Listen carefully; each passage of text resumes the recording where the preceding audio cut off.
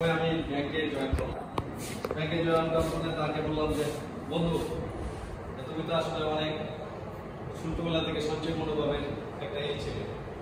তা আজকে আমি চলে তোমাকে আমাদের ব্যাংকের কাছে গ্রাহকের লেনদেন করা, লেনদেন মানে গ্রাহকের কাছে একজনের টাকা জমা দিতে আর একজনকে ব্যাংক দিতে, এইটা হলো ব্যাংকের কাজ। তাদের কাছে বললাম যে আমাদের উদ্বুদ্ধ করার জন্য একটা বন্ধুর কাছে বললাম যে তুমি কিছু ডিপোজিট দাও। সেই সুন্দর ক্লাস যেগুলো এই কয়েক বছরের ব্যবধানে সে ভালো অঙ্কের টাকা আমাকে ডিপোজিটের জন্য দিল। আমি বললাম যে এই ছাত্র বয়সে কিভাবে পারলাম এত টাকা সংখ্যা, আমি তো চাকরি করতেছি, এখন 1 টাকা এরকম ভাবে সঞ্চয় করতে পারি না।